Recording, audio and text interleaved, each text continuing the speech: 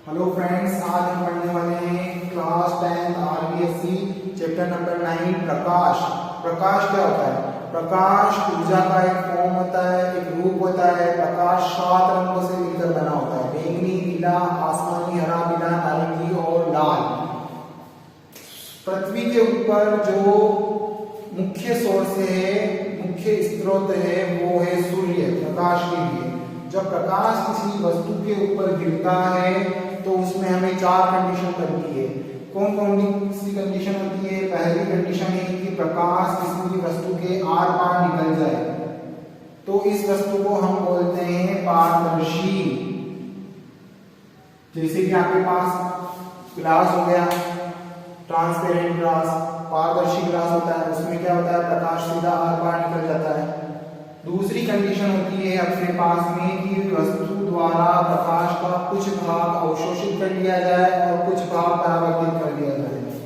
ये अवशोषित किया, प्रकाश जब किसी वस्तु पर गिरता है तो फिर कुछ भाग अवशोषित कर लेगा, कुछ भाग परावर्तित कर देगा। ये परावर्तित करता है। हमें वस्तु का रंग कैसे दिखाई देता है? जब ये मान लो ये वस्तु हमें लाल रंग की दिखाई दे रही है, तो फिर क्या होगा? प्रकाश इस वस्तु पर गिरा और सारे रंग प्रकाश इस वस्तु ने अवशोषित कर लिए। केवल लाल रंग है जिसको इस वस्तु ने परावर्तित कर दिया है, इसीलिए ये वस्तु हमें लाल रंग की दिखाई देती है। तीसरी कंडीशन हमारे पास होती है कि किसी वस्तु के ऊपर प्रकाश गिरा और सारा का सारा भाग परावर्तित कर दिया। किसी भी वस्तु से टकराया प्रकाश, टकराने के बाद फिर से सारा भाग परावर्तित कर दिया, तो ये वस्तु हमें सफेद रंग की दिखाई देती है। चौथी कंडीशन होती है कि किसी प्रकाश किसी वस्तु के ऊपर गिरता है और सारा का सारा भाग अवशोषित कर लिया जाता है, कुछ भी भाग परावर्तित नहीं करता है, तो ये वस्तु हमें काले रंग की दिखाई देती है। चारों कंडीशन क्लियर है आपके पास में। जब प्रकाश वस्तु से परावर्तित होता है तो उसके शेप के बारे में भी पता चल जाता है और किस रंग के बारे में ये भी पता चल जाता है। परावर्तित प्रकाश, वस्तु मतलब वेग कैसे बढ़े? जब वस्तु से किसी वस्तु से परावर्तित प्रकाश मतलब वस्तु से टकराकर वापस लौटने वाला, जिसको वस्तु द्वारा अब्सॉर्ब नहीं किया जा सकता, अवशोषित नहीं किया गया, वो भाग हमारे नेत्र तक पहुंचता है। परावर्तित प्रकाश हमारे नेत्र तक पहुंचेगा। नेत्र के ऊपर, रेटिना के ऊपर प्रतिबिंब बनता है उसका। रेटिना के ऊपर प्रतिबिंब बनेगा, फिर संवेदनाएं मस्तिष्क तक पहुंचेगी। संवेदनाएं मस्तिष्क तक पहुंचेगी और इस तरह हम वस्तु को देख पाते हैं कि वो किस कलर का है या किस शेप का है।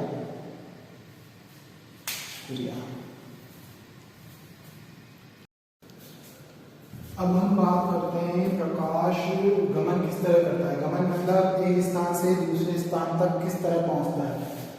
ये सूर्य अपने पास में, सूर्य से पृथ्वी तक गमन कर रहा है प्रकाश, मतलब पहुंच रहा है, मतलब एक स्थान से दूसरे स्थान तक प्रकाश पहुंच रहा है, इसको बोलते हैं प्रकाश का गमन। तो प्रकाश हमें एक सरल रेखीय पथ में गमन करता हुआ दिखाई देता है। इसके लिए हम लोग एक प्रैक्टिकल कर लेते हैं। यहाँ एक कैंडल लेते हैं जिसको जलाते हैं और 3 कार्डबोर्ड लेते हैं, इसको तीनों के बीच में छेद करके इस तरह स्टैंड पर अरेंज करते हैं। तीनों छेद और ये फ्लेम, इन तीनों को, चारों को एक ही रेखा में रखते हैं, बिल्कुल एक ही सीट में। और फिर जब दूसरी साइड से नेत्र से देखते हैं तो हमें ये कैंडल जलती हुई दिखाई देती है। इसका मतलब क्या होता है कि प्रकाश एक सरल रेखीय पथ में गमन कर रहा है। प्रकाश एक सरल रेखीय पथ में गमन करता है, इस प्रैक्टिकल से पता चल गया हमें। लेकिन बहुत सी चीजें होती है जो इस सरल रेखीय पथ द्वारा हम लोग नहीं समझा सकते हैं, जैसे प्रकाश का विवर्तन,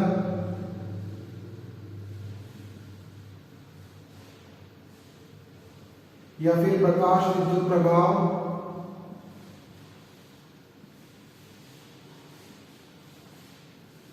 एक बार ये समझ लेते हैं दोनों चीजें होती क्या है आपके पास में। सबसे पहले प्रकाश का विवर्तन। प्रकाश का विवर्तन क्या होता है? प्रकाश जब एक सरल रेखीय पथ में गमन करता है तो छोटे अवरोधों से टकराकर उनके किनारों से मुड़कर सीधा निकल जाता है, इसको बोलते हैं प्रकाश का विवर्तन। आप ये डेफिनेशन लिख सकते हो, एग्जाम में भी पूछा जाता है प्रकाश का विवर्तन किसे कहते हैं।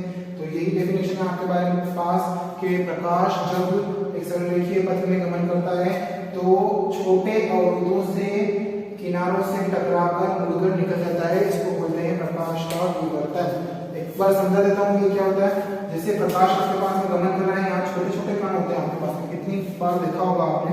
तो फिर प्रकाश जब यहाँ से टकराता है तो ऐसा नहीं है कि यहाँ से टकराकर वापस परावर्तित हो जाता है, फिर कुछ नहीं, वो क्या करता है यहाँ से मुड़कर सीधा निकल जाता है।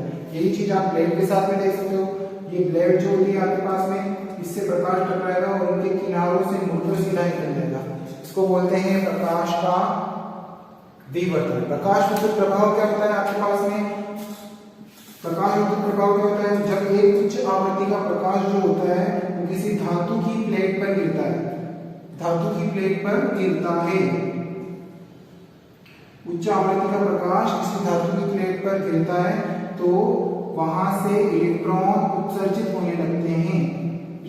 उत्सर्जन का मतलब निकलने लगते हैं, इलेक्ट्रॉन बाहर निकलने लगते हैं, ठीक है। तो इसको बोलते हैं प्रकाश विद्युत प्रभाव। ये बहुत डिटेल में आप 11th-12th में पढ़ोगे, अभी केवल इतना ही कि उच्च आवृत्ति का प्रकाश किसी धातु की प्लेट पर गिरता है तो वहां से इलेक्ट्रॉन उत्सर्जित होने लगते हैं, तो इसको बोलते हैं प्रकाश विद्युत प्रभाव। इन दोनों में क्या होता है? प्रकाश एक कण की भांति व्यवहार करता है, इसलिए एक साइंटिस्ट आया डी ब्रोगली। ये साइंटिस्ट आया, इन्होंने प्रकाश का द्वैत सिद्धांत दिया। प्रकाश का द्वैत सिद्धांत क्या होता है? प्रकाश किरणों व एक कण दोनों की तरह व्यवहार करता है। प्रकाश सरल रेखीय पथ में गमन करता है तो फिर वो किरणों और कण दोनों की तरह व्यवहार करता है, इसको बोलते हैं प्रकाश का द्वैत सिद्धांत। बेसिक चीज चल रही है अभी, एक और लास्ट चीज लगी है बेसिक में आपके पास में, छाया। छाया किसे बोलते हैं?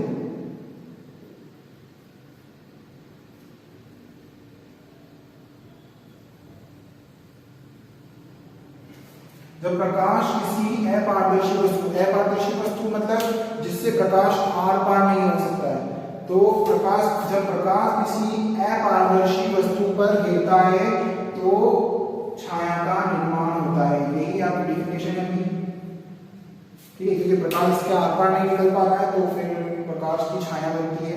अगर अपनी हमारी भी छाया बनती है, प्रकाश का स्रोत अगर पीछे है तो छाया आगे की साइड बनेगी, और प्रकाश का स्रोत अगर सामने की ओर है तो छाया पीछे की ओर बनेगी। ये आपके इस चैप्टर की बेसिक चीजें सारी कंप्लीट हो गई है। अब हम बहुत सारे रूल पढ़ेंगे स्टेप वाइज, तो लाइक करें, सब्सक्राइब करें चैनल को।